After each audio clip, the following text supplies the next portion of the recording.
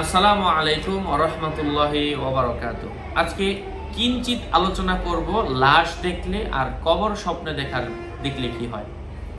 সাথে আছি আমি মুফতি জুবায়ের ইমাম। আলোচনা বুঝতে সাথেই থাকবেন। এখনো যারা চ্যানেলটি সাবস্ক্রাইব করেননি, ভেরিফাই চ্যানেলের ডিসক্রিপশন বক্সে ক্লিক করলে পেজ এবং আইডি আসবে। এটা ছাড়া আলাদা অন্য কোনো পেজ নেই, আইডি নেই, ইমো নেই, হোয়াটসঅ্যাপ নেই, টিকটক নেই। নাম ছবি দেখে বিভ্রান্ত হওয়া যাবে না। প্রত্যেক ভিডিওতে আলাদা আমি সাবধান করি, সতর্ক করি।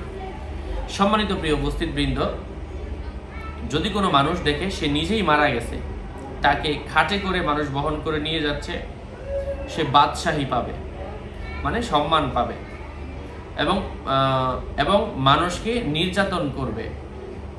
স্বপ্নে জানাজা প্রস্তুত হওয়া ব্যতীত লাশ বহন করতে দেখলে এর ব্যাখ্যা হবে সে বাদশাকে অনুসরণ করবে এবং বাচ্চার কাছ থেকে উত্তম ব্যবহার ও সদাচার পাবে, এমন কিছু বোঝায়। স্বপ্নে কোনো পরিচিত মৃত লোকের কবর খনন করতে দেখলে বুঝতে হবে সেই ব্যক্তি দুনিয়ার মাঝে মৃত ব্যক্তির কাছ থেকে কোনো পন্থা অনুসন্ধান করবে।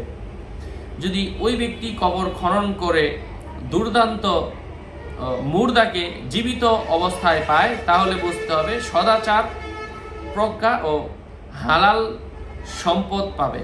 যদি মৃত অবস্থায় পায়, তাহলে তাতে কোনো ধরনের কল্যাণ নেই। যদি কোনো ব্যক্তি দেখে নেতার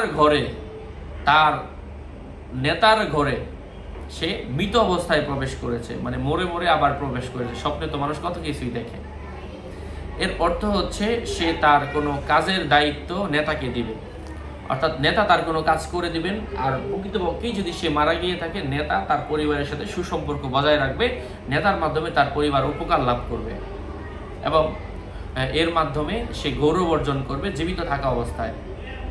স্বপ্নে যদি বাদশার বাড়ির সামনে লাশ দেখে, এর অর্থ হচ্ছে যদি কোনো মানুষের কোনো চাকরি চলে যাওয়ার উপক্রম হয়, ওই চাকরি আর যাবে না, এবং স্বপ্নদ্রষ্টার কোনো সম্পদ অথবা জীবন থেকে চলে যাওয়া কোনো সম্পদ, টাকা পয়সা তার কাছে আবারও ফেরত আসবে, এমন কিছু বোঝায়। স্বপ্নে কোনো মানুষ যদি দেখতে পায় তার নিজের পরিবারের কেউ লাশ হয়ে গেছে, তাকে কবরে দাফন করা হচ্ছে, এর অর্থ হচ্ছে স্বপ্নদ্রষ্টা তার পরিবারের মধ্যে অভাব অনটন দেখা দিবে এবং বিশৃঙ্খলা সৃষ্টি হবে তার পরিবারের মধ্যে।